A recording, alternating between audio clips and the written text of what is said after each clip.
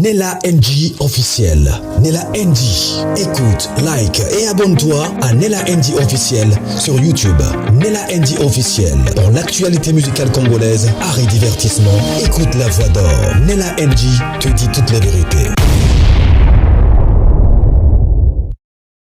À l'occasion de la Journée internationale des droits de la femme, VIP by LNM en collaboration avec l'ASBEL Sauvé par la Grâce organise un grand événement ce samedi 8 mars 2025 à partir de 17h.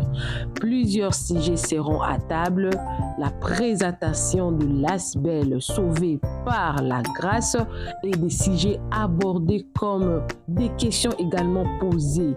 Et si on parlait de l'autisme, puisque ce n'est pas une fatalité, un atelier de discussion entre femmes pour aborder certaines questions comme la féminité, femmes, briser les silences. Alors, VIP by LNM vous a réservé un cocktail apéritif de bienvenue ainsi que plusieurs plats à déguster pendant la cérémonie. N'est-ce pas bien ça? Alors, pour participer, appelez le numéro affiché plus 32 46 85 72 864 ou plus 32 465 78 72 40.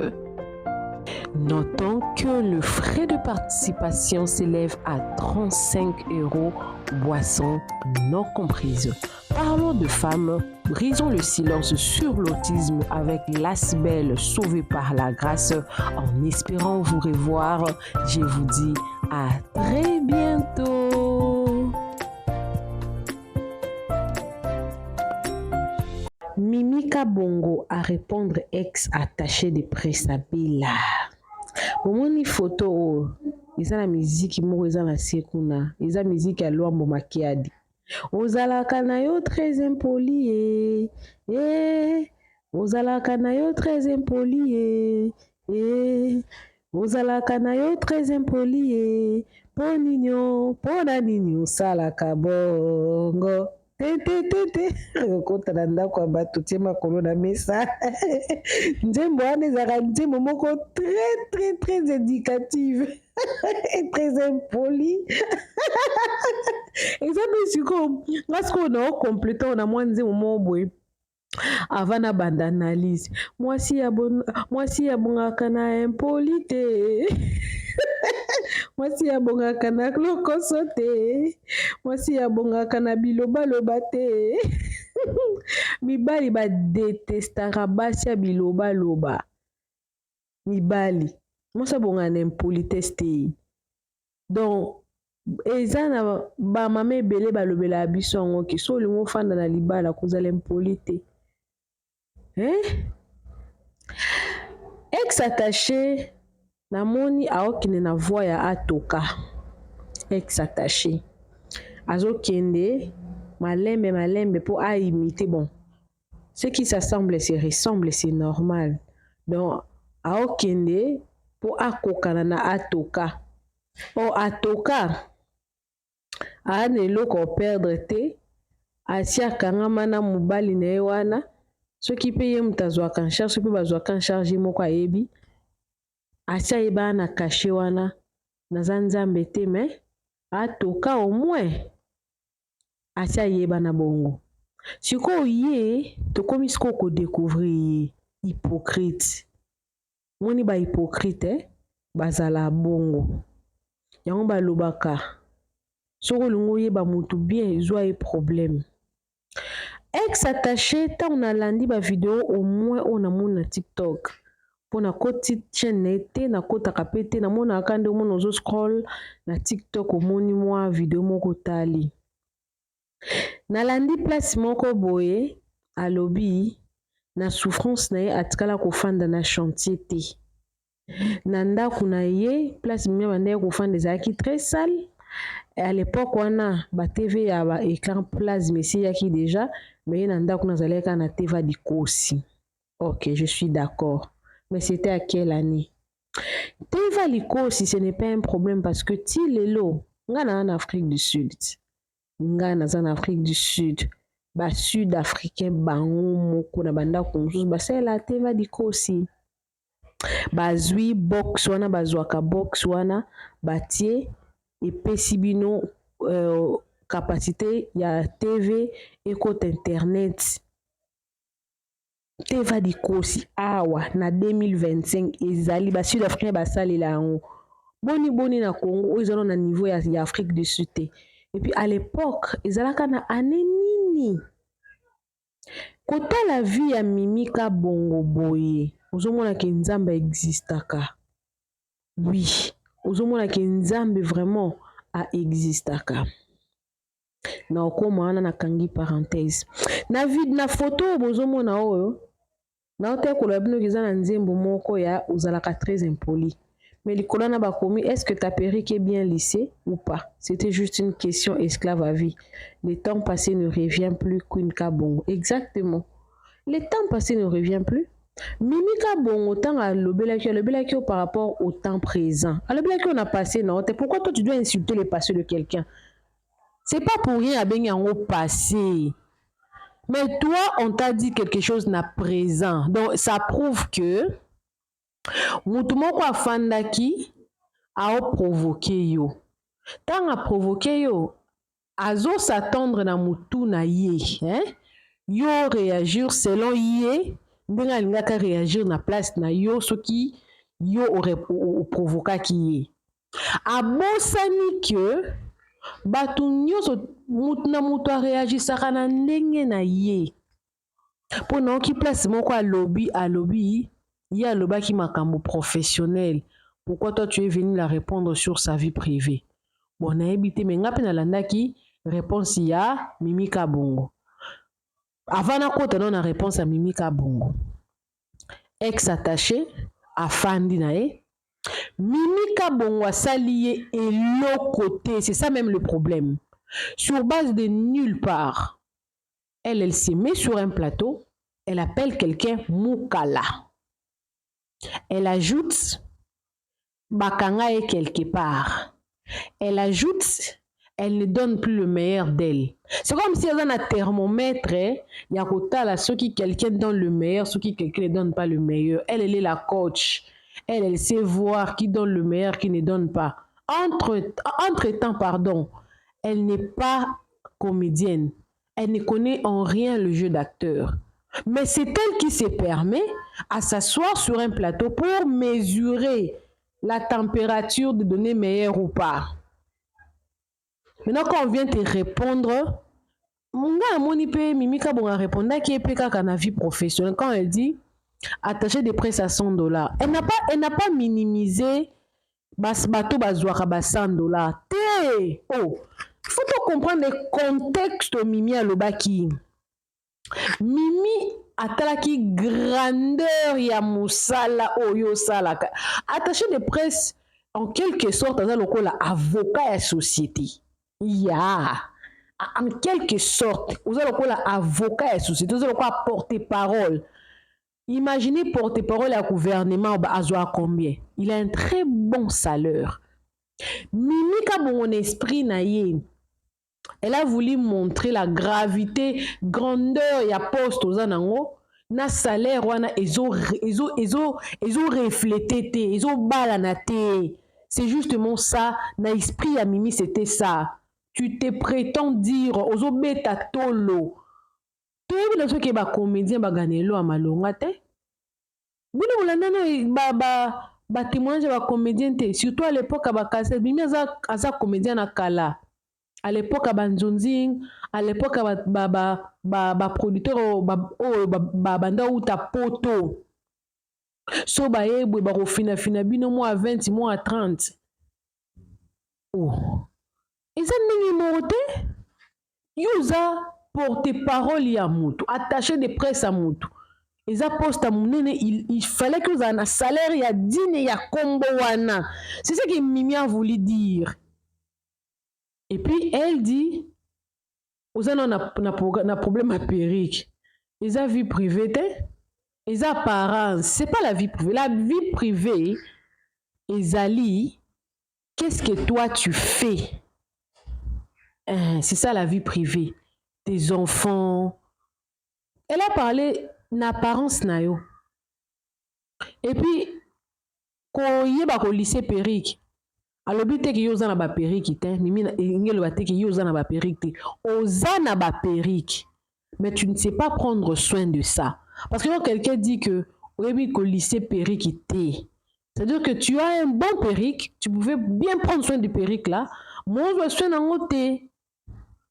Vous monde.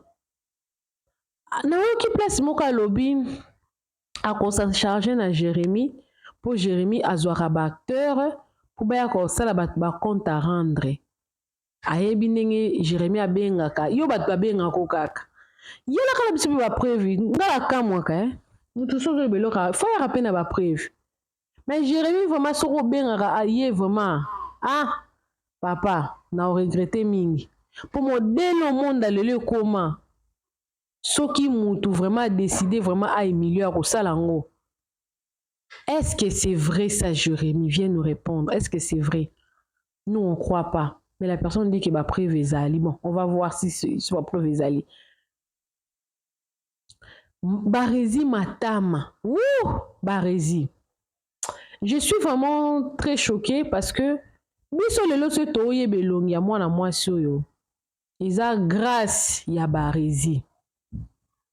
Nakomi komi tuna vana zonga na sujet ya mimika bon nakomi komi tuna est-ce que Barézi est vrai? Est-ce qu'ils n'ont pas joué à un jeu lui et cette dame là mais que cette dame là a la capacité yako ça c'est pas la première fois hein? Ça c'est pas la première fois Naoki ex attaché a manqué Barézi respect tout haut comme ça. Ce n'est pas la première fois. Ce n'est pas la première fois, comme la 4 et 5e fois à ça à mission. Mais là, on a compris que Barézi n'a pas le courage de venir répondre. Ce qui to yeba lelo ex attaché na réseaux sociaux, c'est parce que Barézi mtoyaki nae a formé. À l'époque, Barézi avait azaki vraiment parmi ba chroniqueurs ou bazala visibilité makasi na monde internet. Abimisi, ne fût-ce que pour ça, ce monde a beaucoup d'ingratitude. Na tangi commentaire mon na TikTok babi koloba français za mayele te. Na ebisio soko ki bana nga bazoni ata anglais. Na ndako. Omoni vraiment que oui bano ba yebi anglais. Mais tant ba okende classe, ba lobaka déjà anglais très bien. L'école baloba anglais wana eza anglais professionnel te faut baza en anglais professionnel allez extra leçon to yo kasaki yo lobaka français mais okoma pe na mboka ba français c'était il faut que d'intégration za na niveau français ba approuver on a mikanda maman tiens non si je wana côté je disais que Barézi je ne comprends pas pourquoi est-ce que n'arrive pas à bien régler cette dame. Je ne comprends pas. Peut-être ils ont basali moi complot na bango moba lobaka parce que ce botali bien Barézi muto a salaki interview ya Aïda pesa ki Barézi pardon Bella Mbote a salaki pe promotion ya événement na bango na misu ya Barézi na misu ya Barézi ayebaki déjà qu'est-ce qui allait arriver. Mais Barézi atika keloko wana elekana. Atika ki yango vraiment elekana. Peut créer incendie ou créer ki wana. Maintenant avec les insultes comme ça là. Qu'est-ce qu'on va croire? Matama na bando lo bango. Omoni système wa kofinga ka batu ba physique na bango eza système oyo bakokondane na bango batu oyo balobelaka sila mais ebanda penza na kota Bella bango babanda kofinga sila soso ebanda kote ya Bella donc j'ai compris que zara ndenge na bango c'est comme si batu mo bafandaka bafandi omoi neti boye nakomi sûre et certaine que la fille elle afandaka calculaka afandi, à calculer, à raisonner. sikoyo na obeta nani po moto epela mama eza nango kaka satan omoni satan za bongo afandaka ya yaka kotante bana nzambe quand tu es là oza point d'achoppement po baninga mosusu basala masumu oza nani oza ndoki. Ce sont les sorciers qui font ça.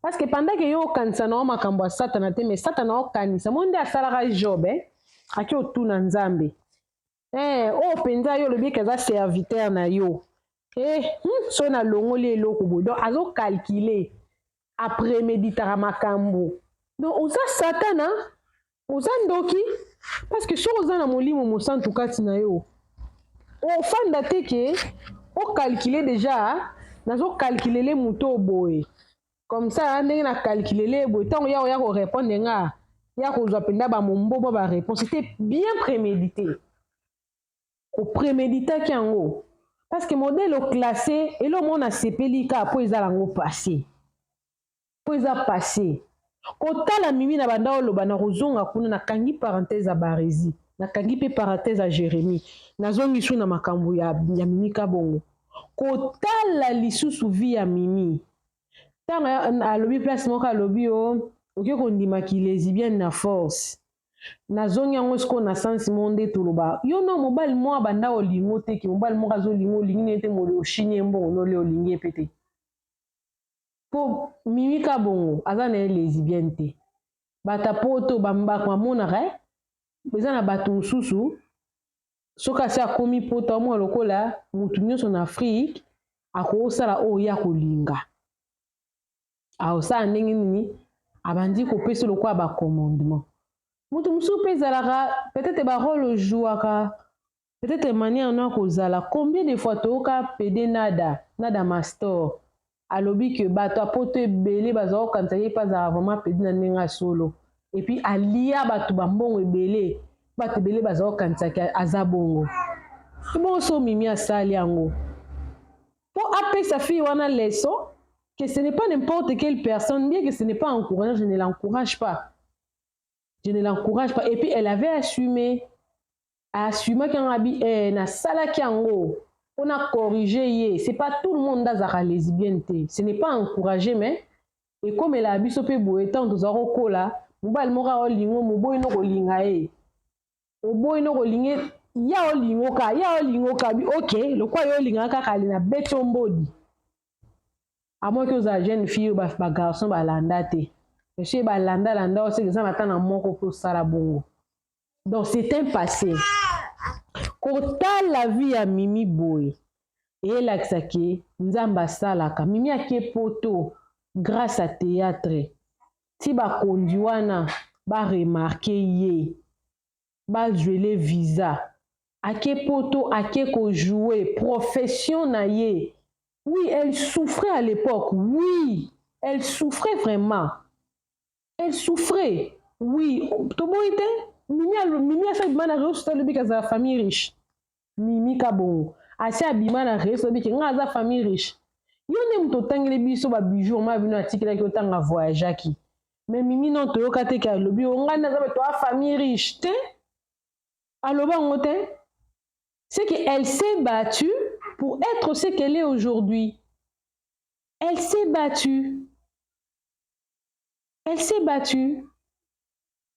Bolobarango awati ya gabi abwakelaka bela lobi auta ba Congo makolo madiata bo défendara ba kiza passé na ye mais comparé na sila aza mwana mo ya bonne vie mais mimi ka bongo pe na monoko na tikala koloba te ke ya za mwana moko ya bonne vie alobango te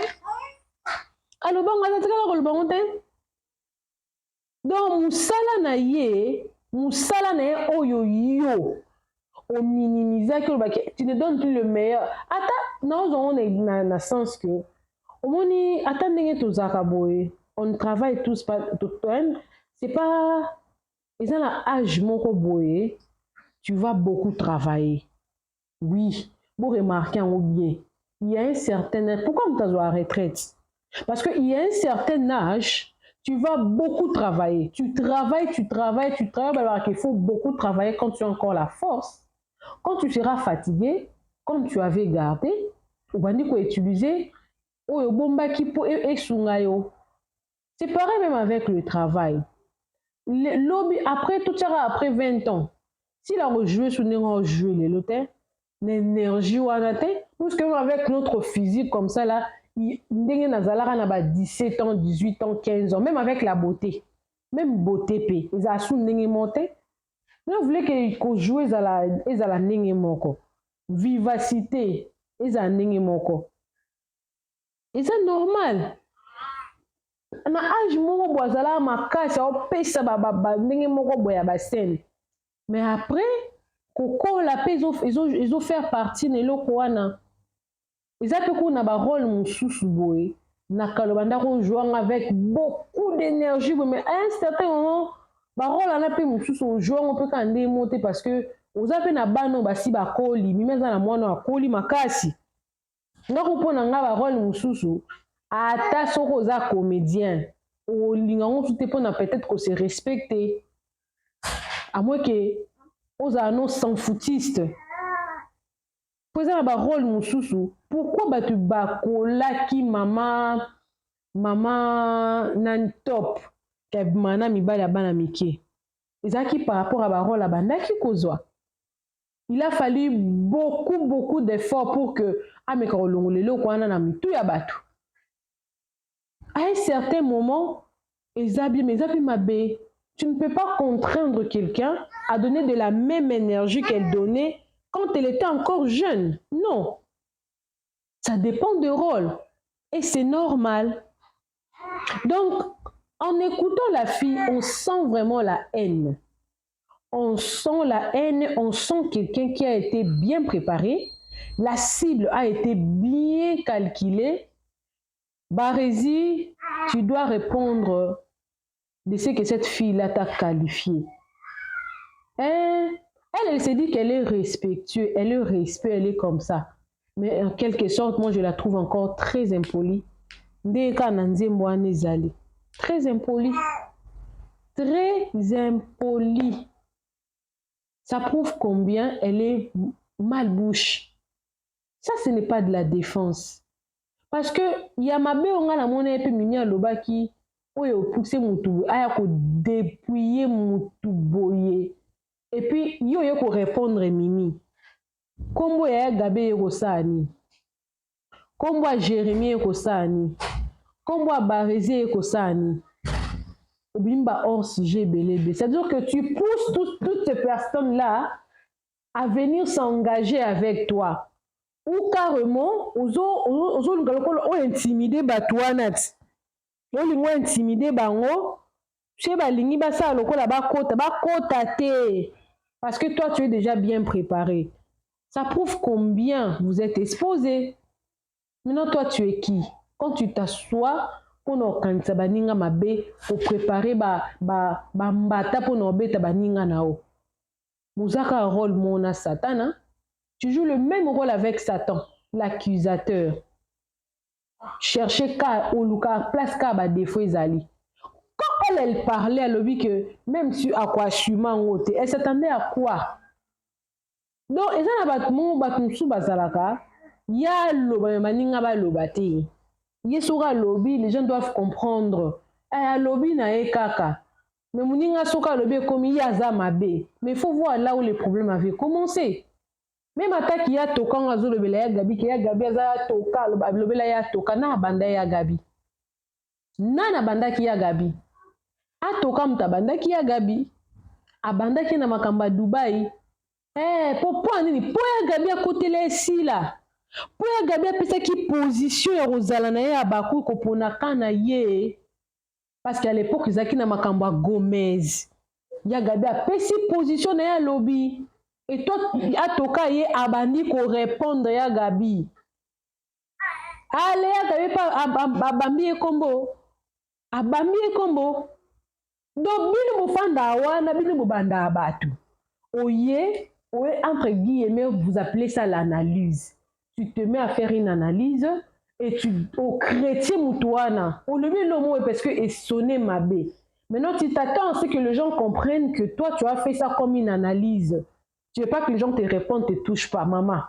À moins que vous ayez mis toi, pour baser la même compréhension. Dans la vie, il faut s'attendre à la réaction contre de ce que toi tu penses. Maintenant, là, on t'a collé déjà l'impolitesse. On t'a collé déjà l'impolitesse. Parce que tu veux prouver à qui? Que tu peux répondre à quelqu'un de lui relater, aux autres relayer Vinaï. Oh, même quand tu parles du passé, quand on le passé, il y a Mimika Bongo. Tu as regardé ton ex-patron, Nenga Zalaki.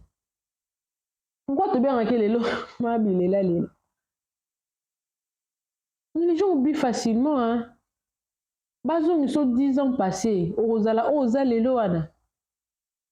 La vie, c'est comme l'escalier. À chaque âge, tu as une étape. Étape, escalier, comme step. Je ne sais même pas comment on dit ça en français. Je crois en une étape. Ozomata. Pourquoi balobaka na mukie ndo okoma moto? Pourquoi balobaka? En écoutant Mimika Bongo tanga be makamba perike. Elle va te koza nango te, oza nango. En écoutant Mimika Bongo tanga be makambo ya attaché de prix à $100. Ce n'est pas que $100 eza mbongo te, toi finga ki yango te, c'est par rapport ya grade na yo oza nango. Mwana musala, portier, na chauffeur, na oaza na kati ndako osala ndako bafuta bango prix moko te. Bafutaka prix moko te. Muna mutaza na prix na ye. Alors tant lobi que oza na grade mo songolo parla na société mo songolo parla et que salaire ne zo refléter en te. Voilà munda zo ganga. Ya munda lobaki. Eza passe. Siko na kao na zongi na sija Jérémie. Ndenga telemeli Jérémie wana. Po lobaki na ko s'en charger na yo. Eza ni menace. Ha balingi bakangisa Jérémie munoko. Jérémie balingi bakangisa munoko o lobate po kuna bazana ba bombi na o selon bango. Donc enye lobaki yo za supérieur à baninga. Ça veut dire que toi tu as le droit de parler, pas les autres. Les autres n'ont pas le droit de parler. Ou soit on veut dire à Jérémie, tu n'as plus le droit de faire tes castings. Et puis dans le casting, il faut ouvrir la malovatoire pour éviter les jetons. Entre-temps, vous prenez vos caméras, vous vous mettez là, au nom de l'analyse, vous créez des gens comme vous voulez. Donc vous voulez parler des autres comme vous voulez, mais vous ne voulez pas qu'on parle de vous, qu'on vous réponde pas. Mais ça c'est de la dictature. Il faut zalassi là pour répondre à mon touté. Il faut zanamote mawana ya okanga mafinga. Neti ngabu na lobango. Na mélange mo mabe makasi mbunza. Na mélange moko donki. Okaka antibala mafinga. Okoba ndoko finga ngatongo tipo kwa mais on a pêché oka moko. Peut-être olala. Tenga zo ba problème na YouTube awa. Ezaka ke muto asala analyse. Alobi. Tonga na sala analyse. Bon analyse nanga essuyer maka. Donc c'est comme ça que les gens sont. Faible. Donc toi, dans tes pensées, tu te crois supérieur aux autres. Au fin de l'équipe, on a bêta bosso et on yabu. Maintenant, ce qu'on a calculé qui batou, n'est pas là, ce qu'on a candidaté. Et bien, c'est pour poteau, pour moto, et humilié yo. Et millions baraki soda beta alisas na Sony. Parce que Sony wana yo betano, bandi ko beta masas en désordre. Nous avons créé un incendie. O beta masas en désordre, nous avons créé un incendie. Nous avons créé un incendie, tu ne sais pas.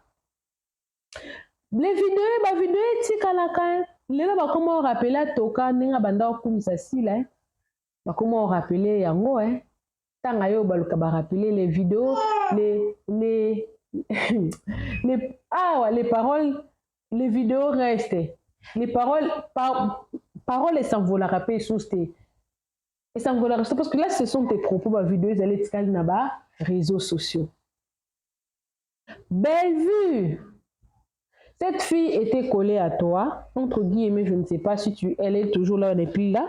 parce que bazo komela biso na ba privé eza ba jeune na bango bayebi ndenge basali esala mabongo po esala lokola longwe po attaquer bino attaquer bien eza ba jeune na bango mais moto abongo aza pembeni na yo yo olobi ki yo oza mosantu. Pourquoi lelo baofinga baolangi ke baza na nzambe te kati na bango? C'est parce que bazwaki atoka batie pembeni na bango. Pourquoi tango madia bamoni ke o aza impoli po aza boye ase débarrasser na bango? Parce que aboyi na ye bino ki impolitesse na bino ekole ye.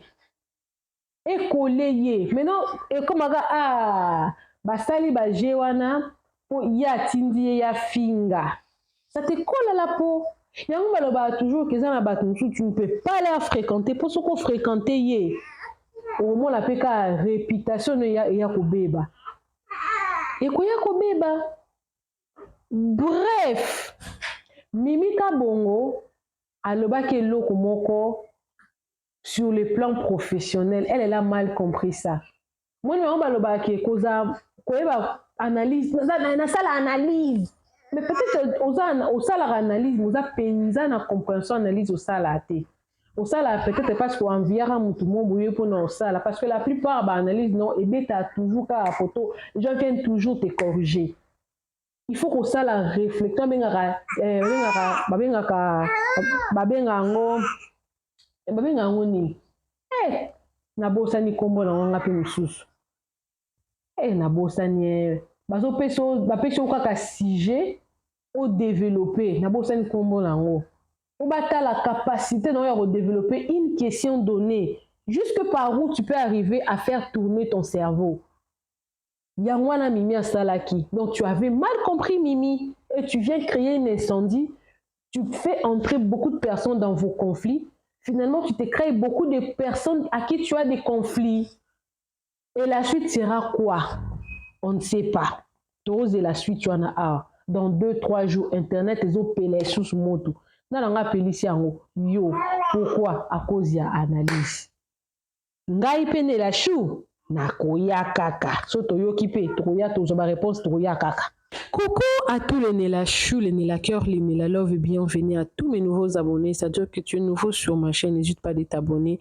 Clique la cloche notification, aimez la vidéo, commentez surtout, partagez-moi cette vidéo au maximum. Alors si tu veux travailler avec moi dans la collaboration de promotion et publicité, n'hésite pas de me contacter. Si tu as un problème avec ta chaîne YouTube, community strap, copyright strap, problème de monétisation, tout problème de chaîne YouTube, en tout cas, n'hésite surtout pas de me contacter. On verra dans quelle mesure on pourra vous aider. Suite à l'ikamboyo et Mate Kita, beaucoup analyse à la NG officielle. Mais là, on a compris, on a tiré moi leçon, et ça que on ne sous-estime pas l'adversaire. Et la personne que tu vois, Aza Kimi, Aza Boy, Aza incapable. En tout cas, Banga et Poyebi, tu es capable de ça au-delà aux Kanissa. Que Dieu vous bénisse. À l'occasion de la Journée internationale des droits de la femme, VIP by LNM en collaboration avec l'ASBEL Sauvé par la Grâce organise un grand événement ce samedi 8 mars 2025 à partir de 17h. Plusieurs sujets seront à table. La présentation de l'ASBEL Sauvé par la Grâce et des sujets abordés comme des questions également posées. Et si on parlait de l'autisme, puisque ce n'est pas une fatalité, un atelier de discussion entre femmes pour aborder certaines questions comme la féminité, femmes, briser les silences. Alors, VIP by LNM vous a réservé un cocktail apéritif de bienvenue ainsi que plusieurs plats à déguster pendant la cérémonie. N'est-ce pas bien ça? Alors, pour participer, appelez le numéro affiché plus 32 46 85 72 864 ou plus 32 465 78 72 40. Notons que le frais de participation s'élève à 35 €, boissons non comprises. Parlons de femmes, brisons le silence sur l'autisme avec l'Asbel sauvé par la grâce. En espérant vous revoir, je vous dis à très bientôt.